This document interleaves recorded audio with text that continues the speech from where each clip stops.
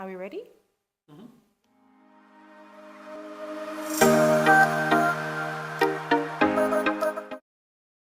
Good evening, everybody, and welcome to a very special episode of Wine with Rita.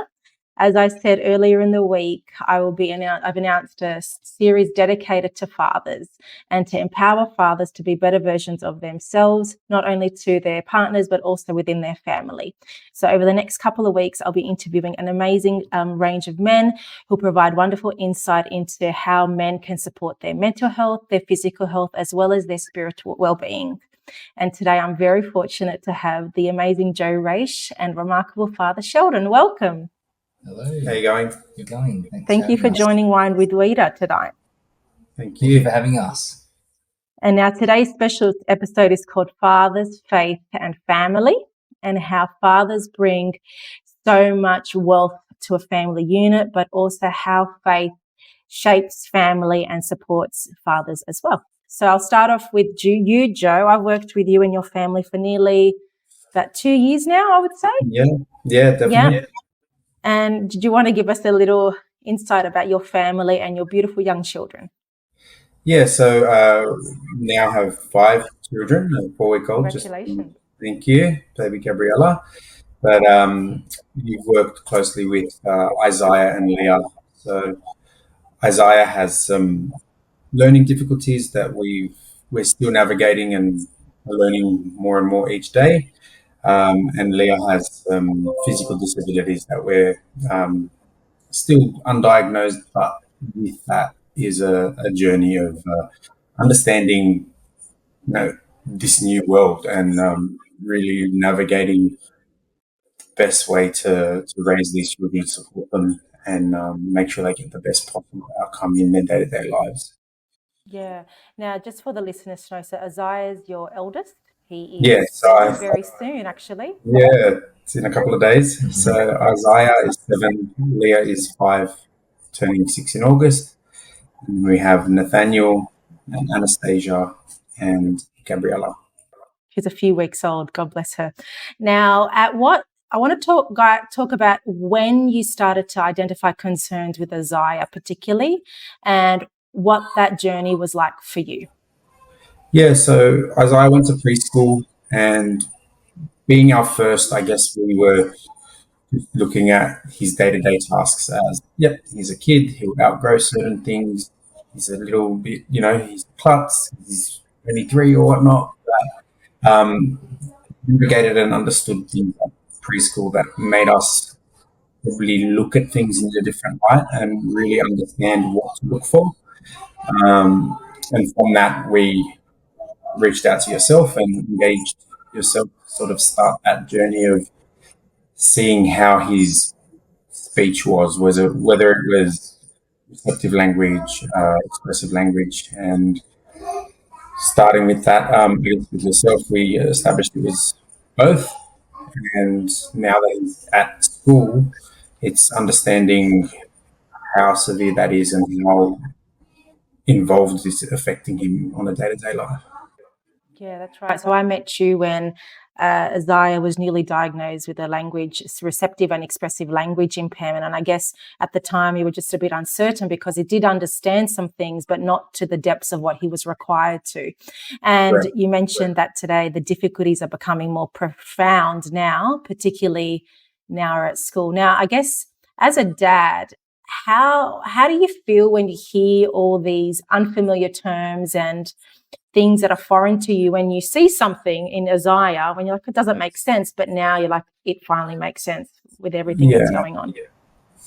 I think before the irony was with Leah, we found out more about Leah before we did about Isaiah. So when we introduced to Isaiah's world of needing assistance, we were already prepared to start the processes and accept what's in front of us. I think we had a bit more of an open mind where we could actually look and go, okay, I see what's happening here.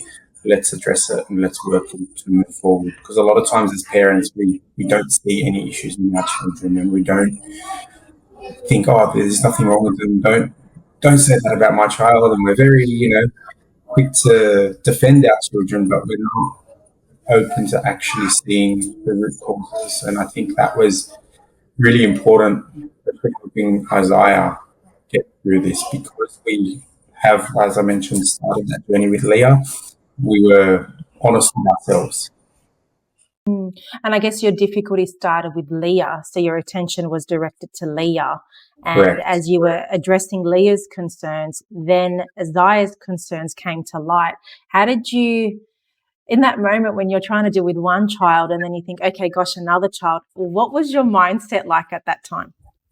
I think because the severity of Leah's condition, we looked at Isaiah's, okay, it's just a little bit of learning difficulties. We'll get through this. It was a bit more water off a duck's back than it was overwhelming. And I think because by that stage, we have already had a lot of support from our faith community as well to help deal with a lot of that. We were in a better mental state. Yeah. I love how you actually said that we're in a better mental state. And this is a question for you, Father Sheldon.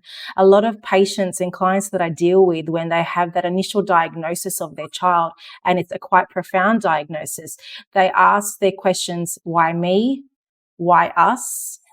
What have we done? And I guess a lot of the time they start to question their faith and why are we going through these challenges when we've done the best for our children? So my question to you, Father Sheldon, is how do you support parents with this suffering and how they can use their faith to guide them through this challenging time? Absolutely. So I think it's important for us to have it says in the scriptures, Job, they were trying to tell him, his friends were trying to tell him, basically all the suffering that you're going through is because of something you did. And actually, he was the one that lived the most righteous. He lived a very righteous life and God-fearing life, and it has nothing to do with what we've done. But it's just that in the mystery of God, there is suffering in the world.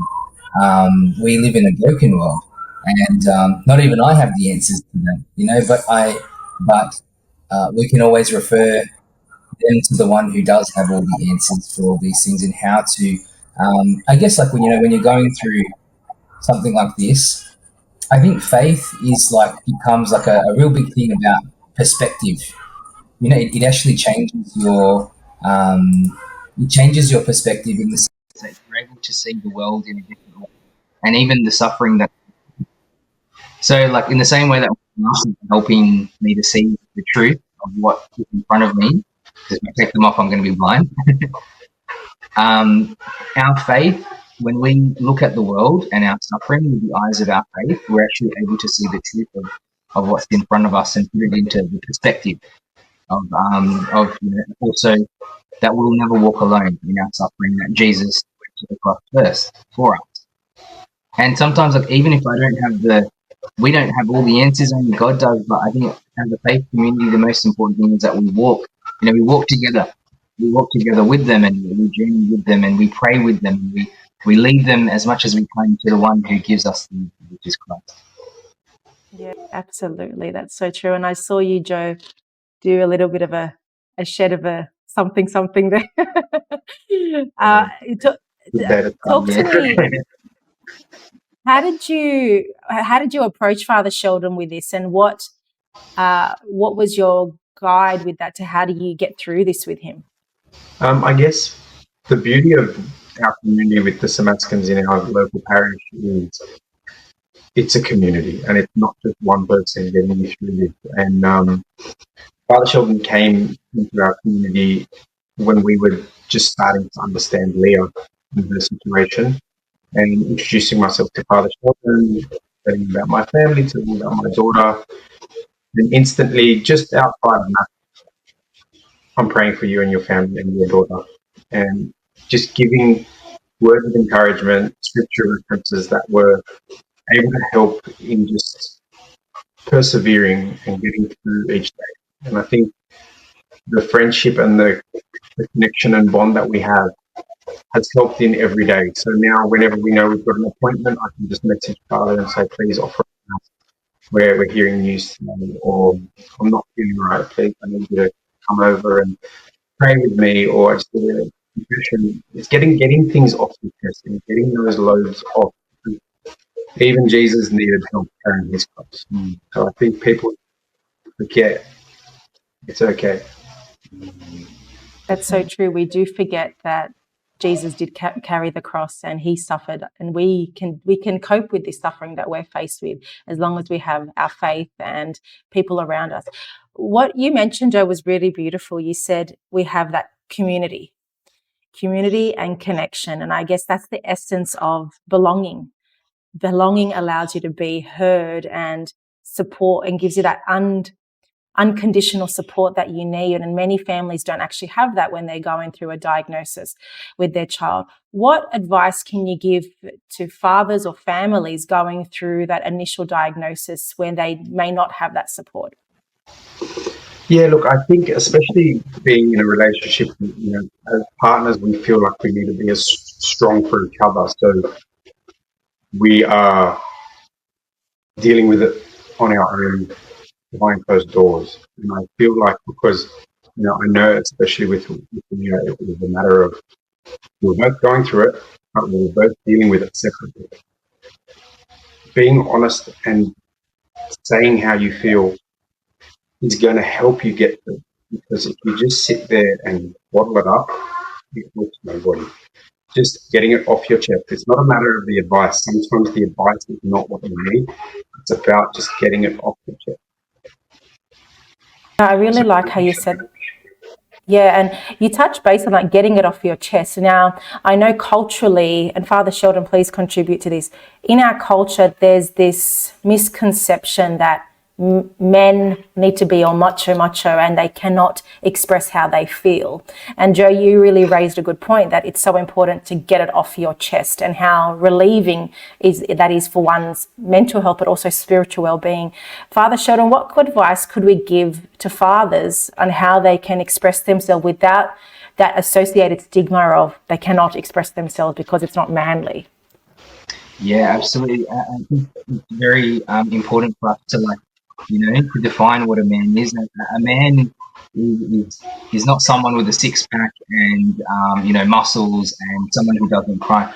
A man is someone who knows how to sacrifice, someone who knows how to empty himself for his wife, for his children, for those that are entrusted to him. I think that's what really, that's what defines a man, and I don't think men should feel that need to hide their emotions, because even look at Jesus, before he went into Jerusalem, he wept.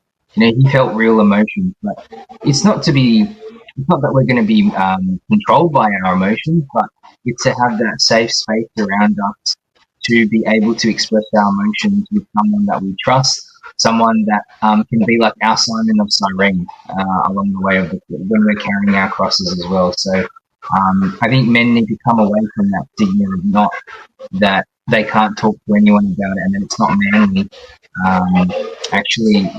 That's I think that comes from a little bit of the I guess the way that the world is going, and it's defining these things in a very I think you could say a destructive way that men can't express emotions. Yeah. I agree. Yeah, it does.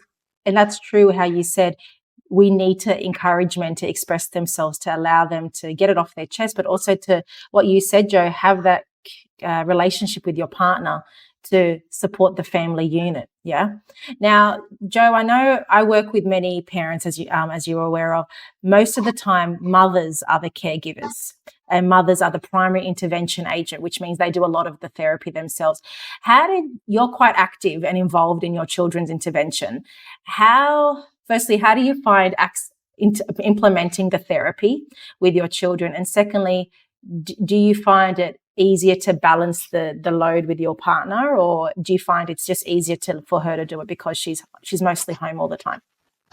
Yeah, look, I think it's very important that it's a shared load, because it can become very overwhelming, and work with your own strength. I think within a family network, everyone knows your strengths, and within it, obviously, there's navigating NDIS, there's navigating therapy sessions, all of that stuff, and then implementing it within the day. So my wife is very good and patient when it comes to the actual homework, because I'm not.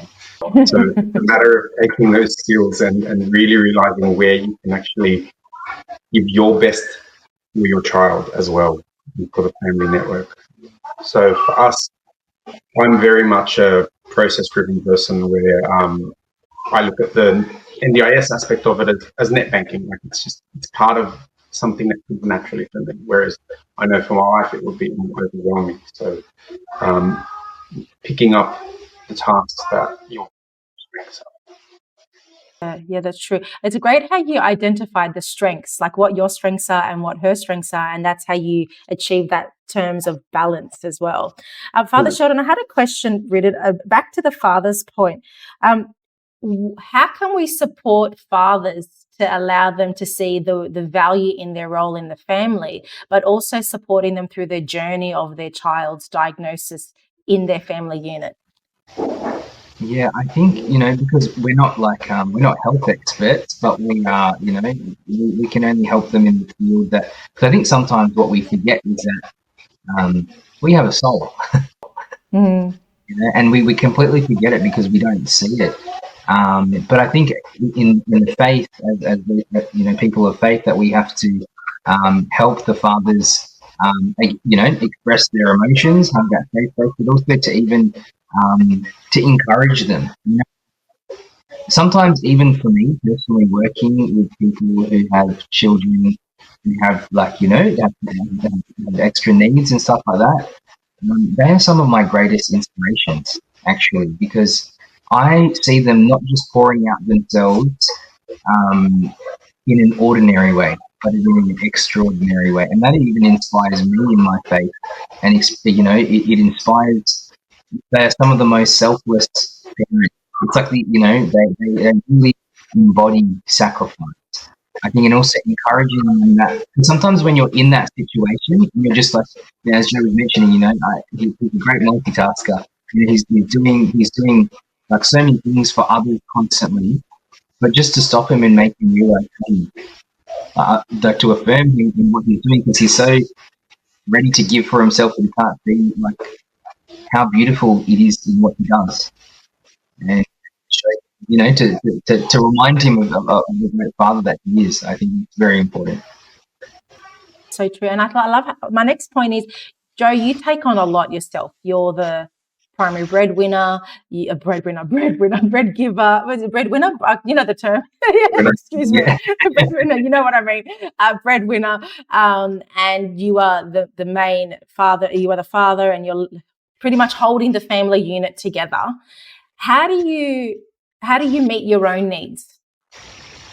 Emotionally, physically, and mentally. Faith is definitely part of that, and whether it's praying on my own or going to church, that definitely helps. I also go on walks in the evening, so once the family's sorted, everyone's asleep, I'll go for a walk, and that's the time that I'll go and pray my rosary and just meditate on the day I've had. Wins, losses, how I can actually be a better version of myself next day.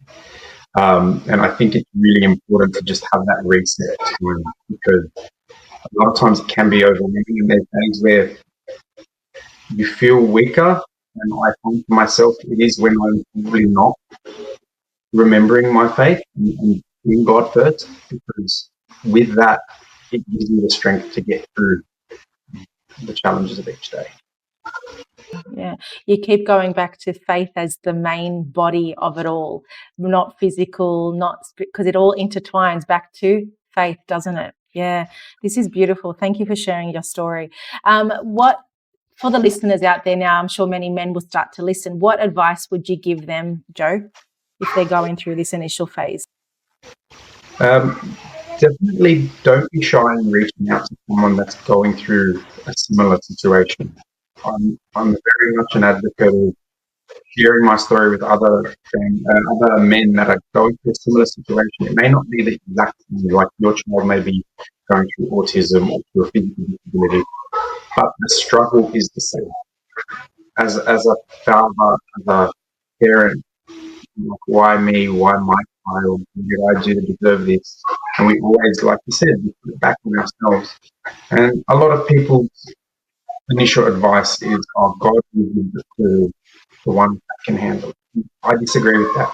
God gives you the strength to get through it, carry through. And that can be with a father, with a friend, with anyone within our world. God sends us messages when we don't realise. We can be expecting it to be in the specific way. And, I always go back to this story where there was a man who was drowning in the ocean and God will save me. And a guy on a jet ski came and he said, "Oh, jump on board." No, it's all right. God will save me. And then a boat came over. No, it's okay. A helicopter came. No, God will save me. And then he drowned and went to heaven and said, "God, why didn't you save me?" And he sent him all of these solutions and all of these stages in a different way. But if we can't see it, we can't. That's right. It's like when they say God sends you little whispers, but if you keep ignoring them, the whispers just get louder till it slams right in your face, the question or the answer to your question. Yeah, definitely. Yeah. Father Sheldon, would you like to add to something that Joe said then? Yeah, I think, to reach out, I think it's a really important thing to have that community, because in terms of, obviously, of faith, we're not meant to do faith by ourselves. We are like, as we are Catholic, we believe that we're one body, and we're meant to, when one part is weak, the stronger part pulls it up. And that's how we become strong, and that's how we grow in our faith. Like I'm here spiritually, but a few years ago I had to go into hospital. Joe dropped everything, and he was the one that took me to hospital. Like we help each other, but I think the aspect of community is that we are never alone, and it's the body. It's the body of Christ. So faith definitely helps us, and when you hear other people going through the same thing, you realize that you're not alone. I think that's important, because I think when you go through it, you might feel like, oh, I must be the only person going through this in the world, and it's actually like, no, there's other people, and to have someone that you could speak to about it, and have community, I think is super important, and that's why it's great what you're doing. It's like, sharing this platform. Like, I guess that's where my basis of Wine with Weeda came about. Was I've worked with so many parents who have the sense of being isolated, lonely, and they grieve at all their child's diagnosis by themselves, because they feel like they're the only one going through this difficult time. And that's where the Wine with Weeda came about, having other people voice the similar journey that they've been on, so others can feel like, oh, I'm in the same boat and they got through it, so how did they do it, and what can I do to help myself? And this is why I wanted to bring a father's perspective on, because I feel many fathers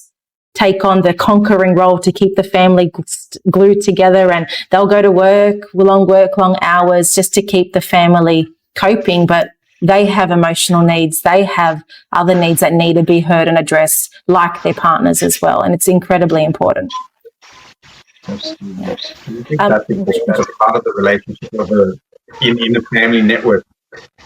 We always think that we always need to be doing everything together to be a good, strong family. But it's so important to focus on yourself as well. It's not selfish, it's selfless, because you're now thinking of your family, because the best version of you is the best version for them.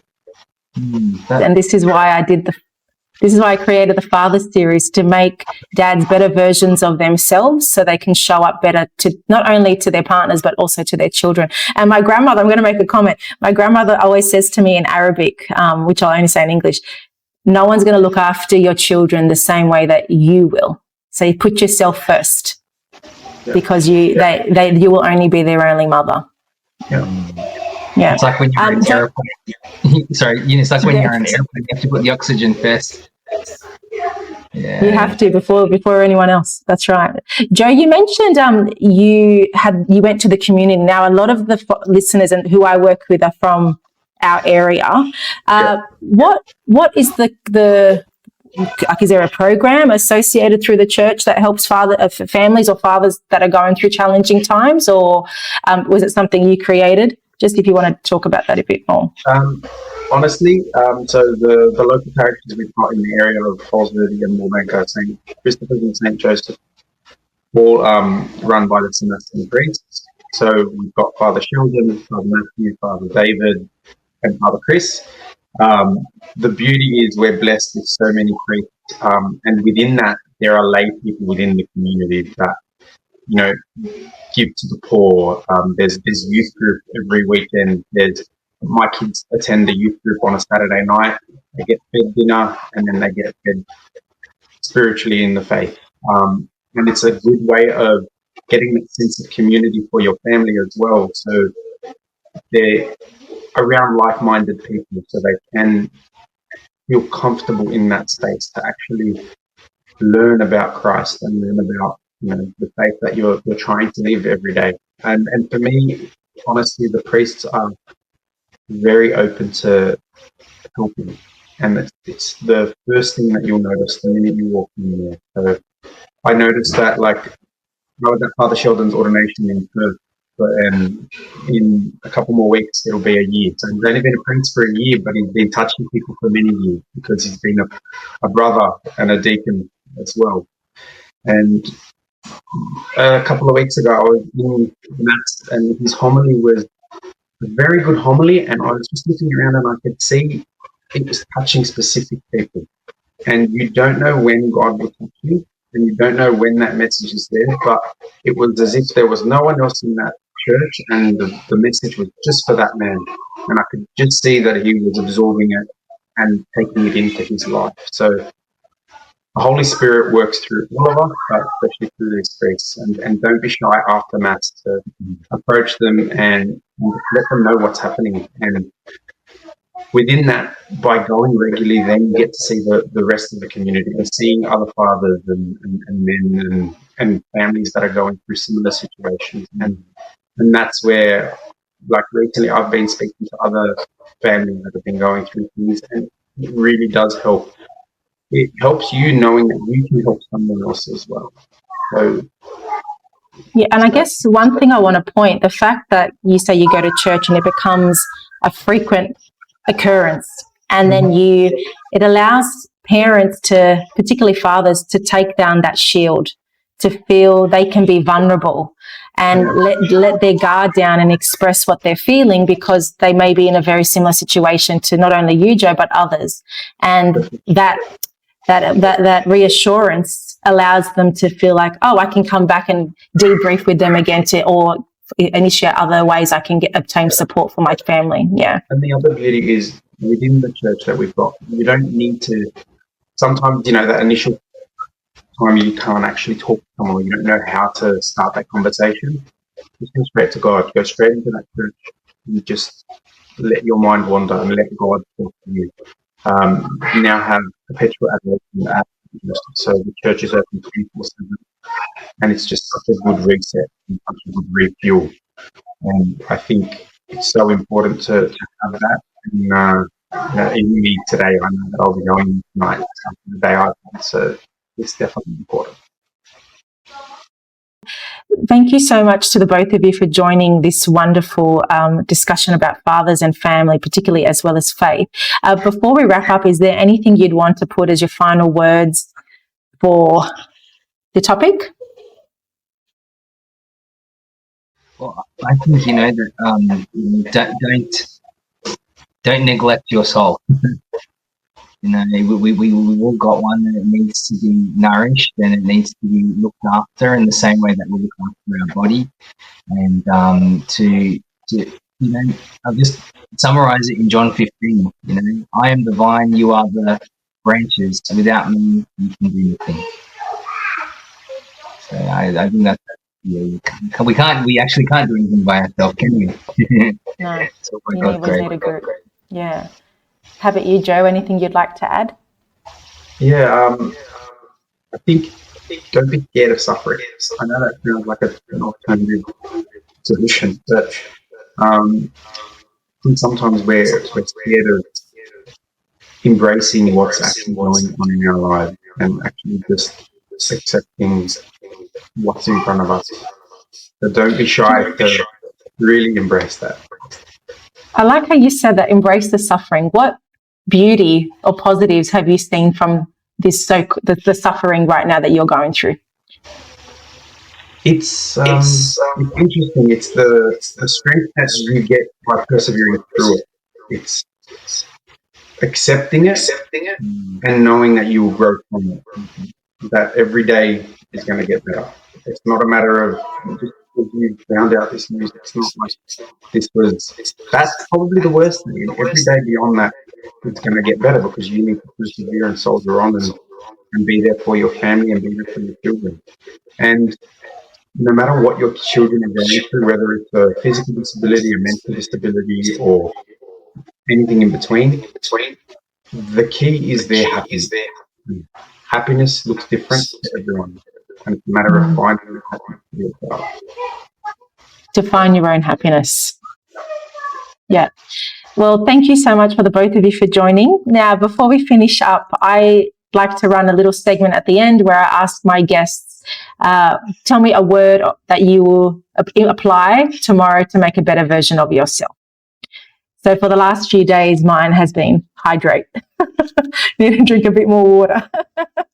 So I asked you, Joe, and Father Sheldon, what word of the day will you apply to make a better version of yourself tomorrow? I think for me, it's perseverance. So you thought of this? Can you dig a bit deeper into that? Why perseverance? Just because, like today I had a day of personal and work that was load bearing, and it was at the time very overwhelming. But once you get through it all, and really realize how to get through it, and it was a matter of just stopping going, I actually just need to just meditate in my head and just pray for a minute and just persevere through it. Beautiful. Love that word. And to you, Father Sheldon, what was your word of the day? Well, I feel like I'm cheating because I'm going to use part of my homily that I just you did that in enduring, enduring difficulties and in a way it's embracing. Because we always think of what if I could change this, what if that didn't happen, what if this happens to me, but we don't live in the present. So I think it's just to embrace what's in front of us and to endure in the presence of God's love.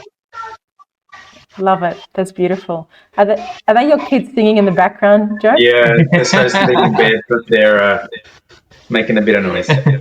That's okay. They want to have their word of the day as well. Yeah, definitely. And it was Gabagooby. It was a bit of a nickname for the baby. Oh, gorgeous, gorgeous. Well, thank you so much for joining us on Wine with Wida, and I really look forward for the rest of the series and how we can support fathers to be better versions of themselves too. Thank you. Thanks very much. Thank you. Have a great night.